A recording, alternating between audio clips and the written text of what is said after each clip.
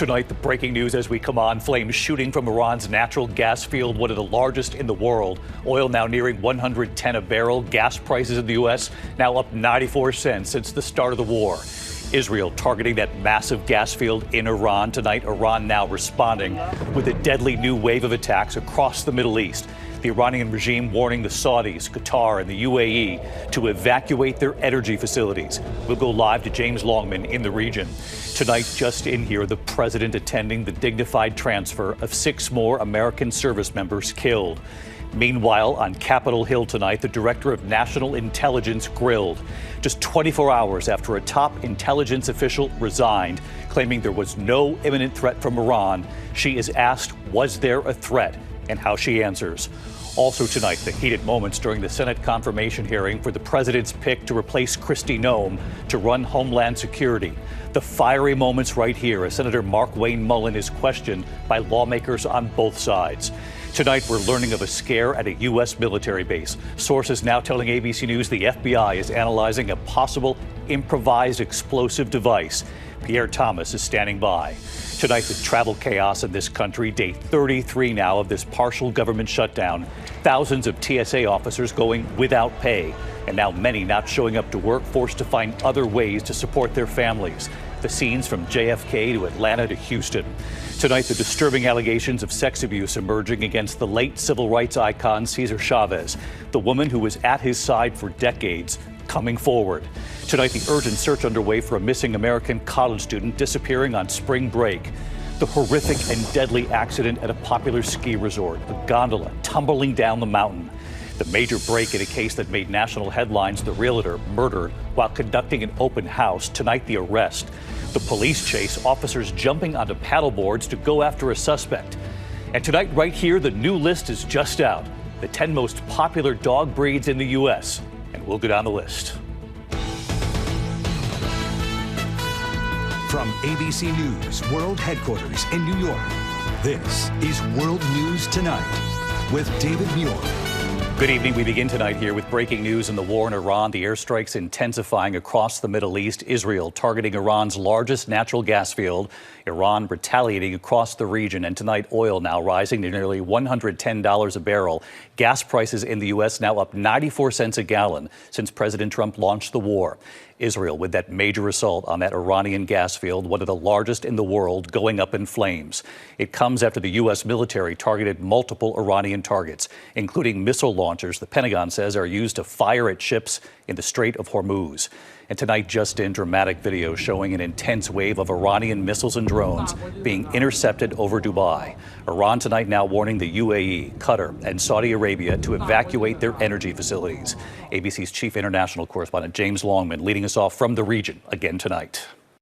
Shockwaves and uncertainty over oil and gas prices only worsening tonight. Flames shooting into the air as Israel bombs the world's largest gas field in Iran and the backbone of the country's energy sector. Video circulating online shows the flames and smoke engulfing the refinery. Israel's move comes just hours after the U.S. dropped multiple 5,000-pound bunker buster bombs on Iranian missile sites along the coastline in the Strait of Hormuz. The U.S. says they targeted cruise missiles that Iran could use on oil tankers and ships passing through that critical waterway. Tonight, Iran retaliating to Israel's attack on its gas fields with a furious missile barrage across the region.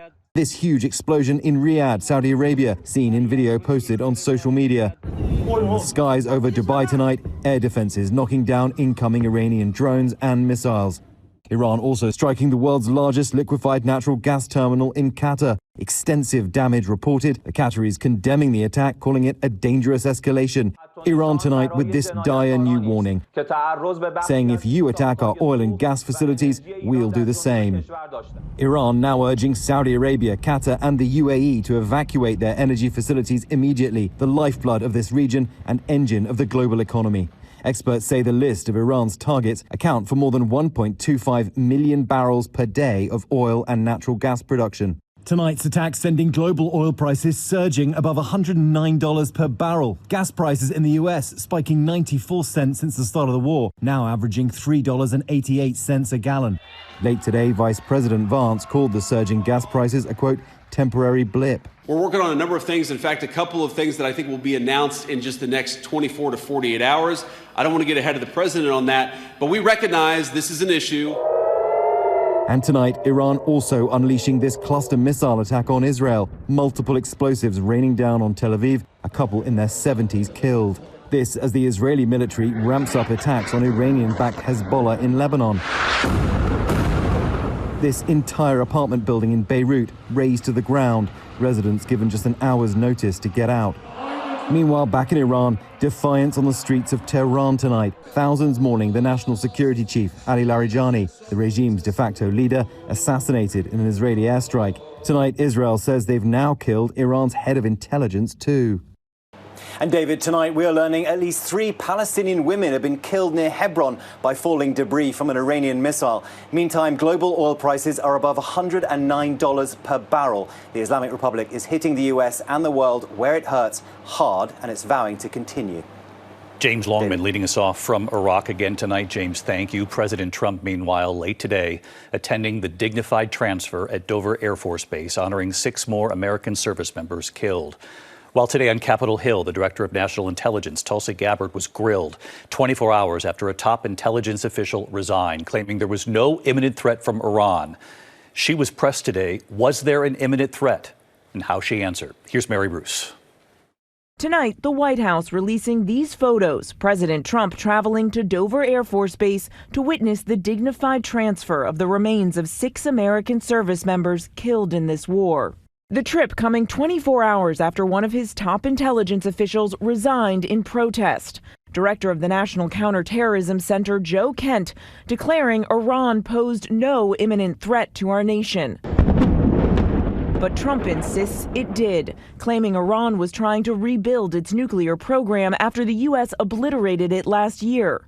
But today on Capitol Hill, Director of National Intelligence Tulsi Gabbard refusing to echo the president's words. Was it the intelligence community's assessment that nevertheless, despite this obliteration, there was a, quote, imminent nuclear threat posed by the Iranian regime? Yes or no? It is not the intelligence community's responsibility to determine what is and is not an imminent threat. Okay. That is up to the president based on a volume of information that he receives. It is precisely your responsibility to determine what constitutes a threat to the United States. You are here to represent the IC's assessment of threats.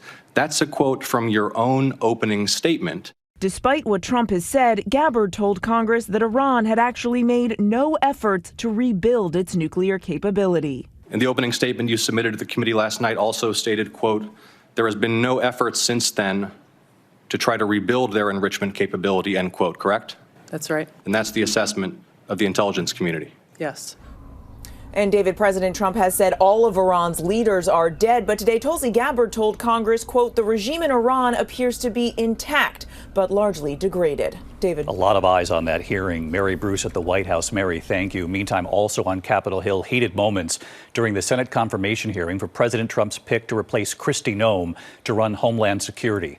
Senator Markwayne Mullin questioned about potential anger issues and about what he said about that ICU nurse killed by federal agents in Minneapolis. Jay O'Brien on the Hill. Tonight, the surprisingly personal confrontation on Capitol Hill. Republican Senator Rand Paul accusing President Trump's nominee for Homeland Security Secretary, his Senate colleague Markwayne Mullin, of having serious anger issues. Paul bringing up his own assault by a neighbor in 2017. You told the media that I was a freaking snake and that you completely understood why I had been assaulted. I was shocked that you would justify and celebrate this violent assault that caused me so much pain and my family so much pain. I just wonder if someone who applauds violence against their political opponents is the right person to lead an agency that has struggled to accept limits to the proper use of force. Paul then playing a video of the time Mullin, a former MMA fighter, tried to fight a union leader in the middle of a Senate hearing. Let's go ahead and roll the tape. If you want to run your mouth, we can be 2 consenting adults. We can finish it here. Okay, that's fine. Perfect. You want to do it now? I'd love to do it right now. Well, stand your butt up then. You stand your butt up. Oh, hold on. Oh, stop it. Is that your solution every poll? No, sit down. Sit down. Okay. You know, you're a United States Senator. Mullin responding that union leader was with him today, supporting him. Both of us have had conversations. Both of us have shaken hands. And both of us agreed we could have done things different. Mullin also asked about the violence surrounding the administration's immigration crackdown in Minneapolis, federal officers killing 2 protesters, Renee Good and Alex Preddy. You, sir, you called Alex Preddy, quote, a deranged individual that came in to cause max damage. Could we expect those kinds of quick responses if you are confirmed as secretary? No, Senator. Those words probably should have been retracted. I shouldn't have said that, and as secretary, I wouldn't. Sometimes I'm going to make a mistake, and I'll own it. That one, I went out there too fast. I was responding immediately without the facts. That's my fault.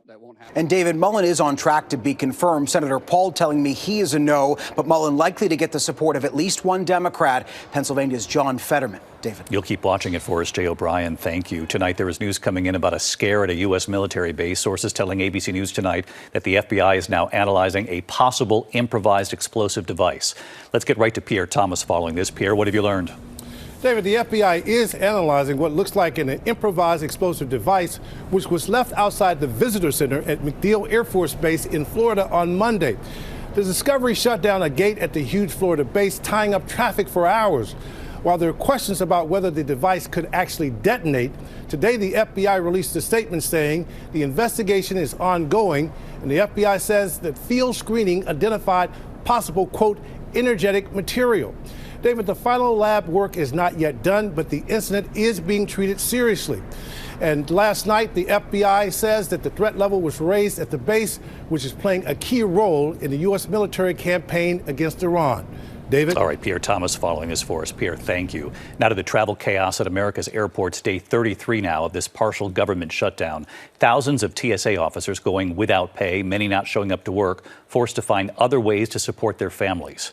Here's Gio Benitez.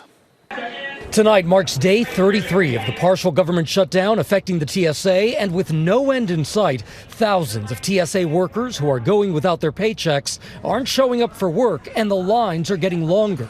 The TSA telling ABC News nearly 2,700 TSA workers called out Tuesday, and roughly a third of all agents at multiple major airports from JFK to Atlanta to Houston, where our Christiane Cordero landed today. Here at Houston Intercontinental, nearly 30% of TSA workers called out yesterday. Today, we are seeing lines that at times span hours. Marty Morales and Karen Batris telling her they missed their flight to El Salvador because of the line. It was 3 hours and 45 minutes. Our luggage is there, but we're not. Officials at Atlanta's Hartsfield-Jackson Airport, one of the busiest in the world, telling ABC News producer Janice McDonald they had to close one of their 4 security checkpoints again today. I saw the estimated wait time go from 72 minutes to 90 minutes to 115 minutes within a 15-minute span of time. Earlier, I spoke to 3 TSA agents, 2 of which started crying and one of whom asked for a hug. Most airports are not seeing significant issues, but TSA officials are now warning that if a deal isn't reached to fund the government soon, some small airports could be forced to close entirely. Over 100 airports in the United States have around 1 or 2 lanes. And so if we have a certain amount of callouts increase, we might have to quite literally collapse those lanes and close those lanes, which could halt operations at that airport. And David, one more tip for travelers here. Check the security wait times directly on the airport website because the TSA app is just not being updated right now, David. Yeah, check each airport accordingly, Gio. Thank you. Tonight, the urgent search for an American college student from the Chicago area missing in Spain. Tonight, his family says James Gracie, a junior at the University of Alabama, was last seen outside a nightclub in Barcelona on Tuesday. He was on spring break visiting friends. The family tonight asking anyone with information to contact authorities. Back here at home tonight, the disturbing allegations of abuse emerging against the late civil rights icon Cesar Chavez, the woman who was at his side for decades, now coming forward. Here's John Quinones.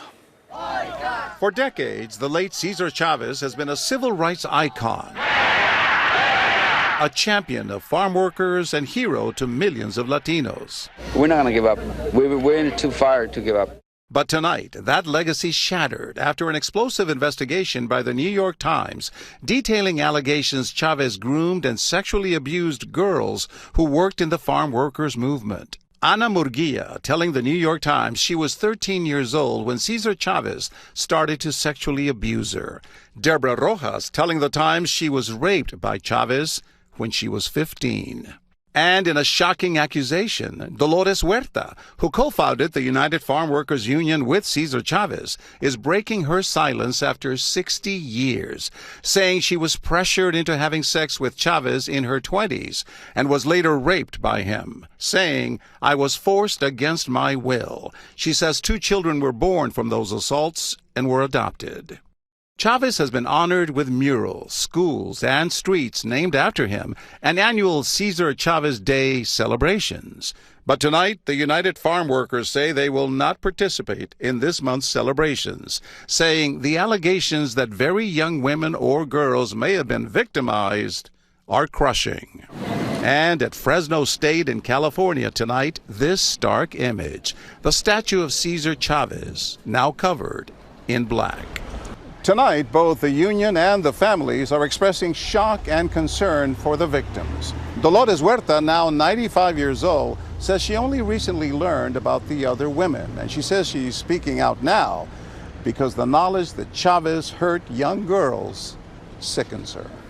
David? John Quinones on this for us. Thank you, John. Tonight, the Federal Reserve leaving interest rates unchanged amid rising energy costs. The Dow losing 768 points today. The NASDAQ and S&P 500 down as well. When we come back tonight, the horrific and deadly accident at a popular ski resort, a gondola tumbling down the mountain right there. We'll have more in a moment. Also, the major break tonight, the realtor murdered while conducting an open house. Tonight, the arrest. The police chase, officers jumping onto paddleboards to go after a suspect. And tonight, the new list just out, the 10 most popular dog breeds in the U.S., and we'll go down the list right here. Tonight, a deadly gondola crash on the Swiss Alps. Look at the pictures. The gondola tumbling down this mountainside right here. One person was inside and was killed. Operations suspended because of high winds. Other gondolas were evacuated. Back in the U.S., an arrest tonight in a case that made national news. A realtor murdered while holding an open house. Authorities in Dallas County, Iowa, arresting Kristen Ramsey for first-degree murder in the 2011 death of Ashley Oakland. Police say the suspect worked for the builder of the home. When we come back here tonight, the police chase on paddleboards, you'll see it, and the most popular dog breeds in the U.S. in a moment. To the index of other news tonight, authorities jumping on paddleboards to arrest a suspect outside Daytona Beach, Florida. Look at this. The suspect jumped into the Halifax River. A deputy and an officer catching him in the water, handcuffing him and putting him on a paddleboard. Tonight, the American Kennel Club out with its most popular dog breeds of 2025. The French Bulldog remains on top for the 4th year in a row, followed by the Labrador, Golden Retriever, and German Shepherd. At number 5, the Dachshund. Number 6, the Poodle, followed by the Beagle, Rottweiler, German Short-Haired Pointer. Nice guys, that's mine, Axel. He'll like that. The Bulldog comes in at number 10. When we come back here tonight, the grateful patient and what they've now done for so many nurses at one hospital. This is quite a surprise. ABC World News Tonight with David Muir. Sponsored by the powerful allergy relief of Claritin. Claritin clears. Finally tonight here, the patient and the gift. Tonight at the Bryn Mawr Hospital just outside Philadelphia, the nurses cheering one extraordinary act of kindness from an anonymous patient who made a $1 million donation to help pay for student loans. Hugs from the nurses, writing thank you notes to that generous donor. The nurses each eligible for thousands of dollars towards student loans. The patient inspired to give because of those nurses and their care. And right here tonight, the nurses grateful. Hi, David. Aaliyah Hall in the Medical Surgical Telemetry Department. Myself and my colleagues carry tens of thousands of dollars in nursing school debt, so this truly feels like a weight lifted off of our shoulders. Hi, David. Matt Roberts, an operating room nurse holding his 3.5-month-old daughter, Vera. I just want to thank the person that donated and took the time and initiative to care for us in return. Nurse Emma Pita. I'm a new graduate nurse, so it will help me to pay back my student loans faster. Miranda in the post-anesthesia care unit. I have thousands of dollars of debt, and I just am so excited to hear that we're going to have a little bit of relief. Colleen and Shannon. It's going to ease a huge financial burden for us and make it possible to further our educations without incurring more debt. And we just hope that anyone watching this finds this truly inspiring. Hi, David. And the team at the hospital's Mother Baby Unit. Collectively, we have over $300,000 in student loan debt. It means so much to feel seen and supported in a profession where we give so much of ourselves every day. Thank you. Back to you, David. Back to you. We love our nurses. I'll see you tomorrow. Good night. David Muir, the most trusted anchor in America, the most watched anchor in America. Thank you for making World News Tonight with David Muir the #1 newscast in America.